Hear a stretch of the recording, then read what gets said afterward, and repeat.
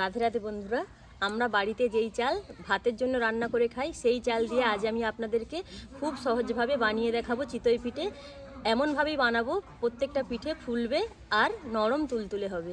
আজকের ভিডিওটি শুরু থেকে শেষ পর্যন্ত দেখতে থাকুন, আশা রাখছি আপনাদের অনেক ভালো লাগবে। এখানে আমি পিঠে বানাবো বলে কিছুটা চাল সারা রাত ভিজিয়ে রেখেছিলাম। এখন চালগুলো খুব ভালোভাবে ভিজে গেছে। দেখুন, এই চাল দিয়েই আমাদের বাড়িতে ভাত রান্না হয়। এবার এক দুবার জল পাল্টে পাল্টে চালটাকে ধুয়ে নেব। চাল যত ভালোভাবে ধোয়া হবে পিঠেগুলো ততটাই সাদা ধপধপে হবে।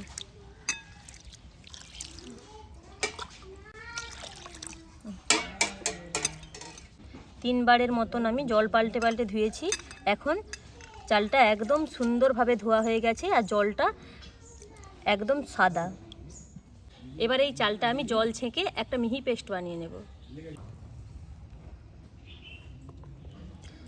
মিক্সিতে দিয়ে দেখুন এরকম একটা পেস্ট বানিয়ে নিয়েছি। আপনারা চাইলে শিলনোড়াতেও বেটে নিতে পারেন। এবার একটা পাত্রের মধ্যে পেস্টটাকে ঢেলে নিচ্ছি।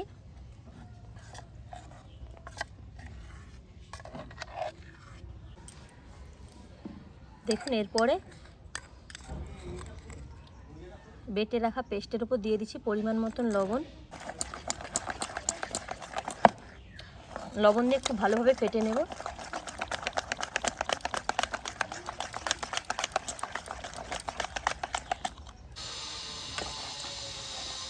লবণ দিয়ে খুব ভালোভাবে ফেটে নেওয়ার পর এখানে হাত ছোঁয়া গরম জল নিয়েছি, 1 কাপ মেপে আগে দিয়ে দিচ্ছি।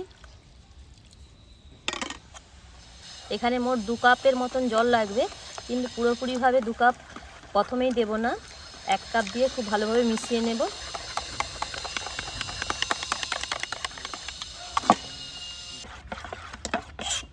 দেখুন, খুব ভালোভাবে ব্যাটারটাকে ফেটে নিয়েছি। এই রকম থিকনেস থাকবে, চামচের পেছনে হালকা এরকম স্তর পড়বে। এবার 10 মিনিট ব্যাটারটাকে আমি ঢাকনা চাপা দিয়ে রেখে দেব। এখানে একটা বাটিতে একটা তেলের মিশ্রণ বানিয়ে নিতে হবে, তাই দিয়ে দিচ্ছি 2 চামচ রিফাইন তেল।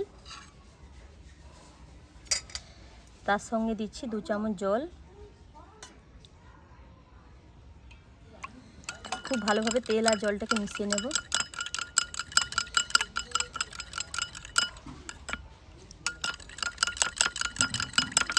ব্যাটারটা 10 মিনিট রেস্টে রাখা হয়ে গেছে।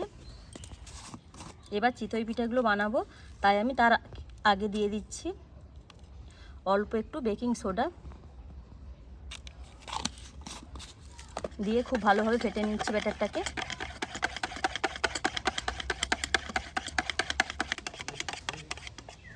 বেকিং সোডার সঙ্গে ব্যাটারটা খুব ভালোভাবে মিশিয়ে নিয়েছি। এই পাশে চিতই পিঠেগুলো বানাবো বলে উনুনটা ধরিয়ে একটা লোহার কড়া বসিয়ে দিয়েছি। আজকের পিঠেগুলো লোহার কড়াতে বানাবো। কড়া খুব ভালোভাবে গরম হয়ে গেছে। এবার এখানে যে তেল আর জলের মিশ্রণটা করে রেখেছিলাম, সুতির কাপড় দিয়ে খুব ভালোভাবে চারিদিকটা তেল ব্রাশ করে দিচ্ছি।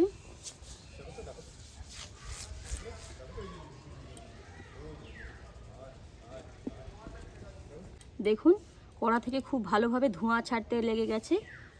বুঝতে হবে কড়া খুব ভালোভাবে গরম হয়ে গেছে। এবার আগে থেকে ব্যাটারটা যে রেডি করেছিলাম তা থেকে 1 হাতা ব্যাটার আমি দিয়ে দিচ্ছি।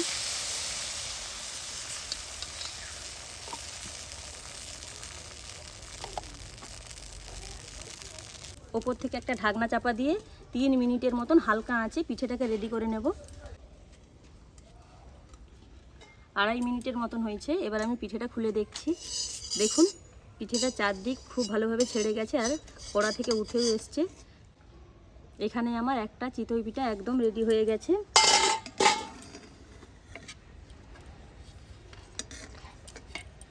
একটা প্লেটের মধ্যে তুলে নিচ্ছি। আবার যখন পিঠেটা বানাবো কড়াটা খুব ভালোভাবে গরম করে নেব আর জল আর তেলের যে মিশ্রণটা করে রেখেছিলাম দিয়ে দেব। ব্যাটারটা আরেকবার খুব ভালোভাবে গুলিয়ে নেব। প্রত্যেকবার ব্যাটারটা গুলিয়ে তারপরে কড়ার মধ্যে দিতে হবে।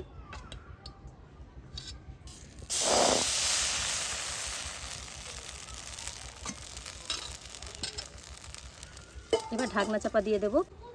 ব্যাটারটা যখন প্রথমে দেবো কড়াটা খুব ভালোভাবে বেশি তাপ দিয়ে গরম করে নিতে হবে, তারপরে তাপ কমিয়ে 3 মিনিট অপেক্ষা করতে হবে। আবারও পুরোপুরিভাবে 3 মিনিট আমি অপেক্ষা করেছিলাম।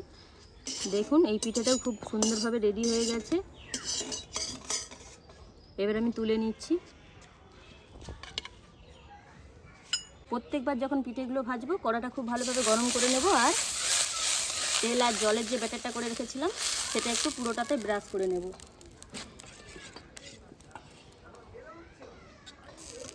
এক হাতা ব্যাটার আমি দিয়ে দিচ্ছি আর ঢাকনা চাপা দিয়ে 3 মিনিট অপেক্ষা করব। এই একই পদ্ধতিতে আমি প্রত্যেকটা পিঠে রেডি করে নেব।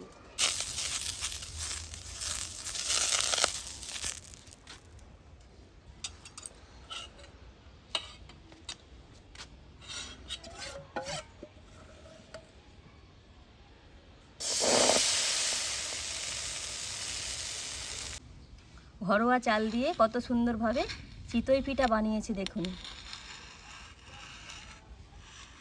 বাঙালির সব থেকে সেরা পিঠে চিতই পিঠে। কতটা দেখতে সুন্দর হয়েছে না? শীত থাকতে থাকতে আপনারা এইভাবে একবার চিতই পিঠে বাড়িতে বানিয়ে খেয়ে দেখুন, দারুণ খেতে লাগবে। এই পদ্ধতিতে আপনারা ঘরোয়া চাল দিয়েও খুব সুন্দরভাবে চিতই পিঠে বানাতে পারবেন। আজকের ভিডিওটি এখানেই শেষ করলাম। ফিরছি এক নতুন রেসিপি নিয়ে। রাধে রাধে।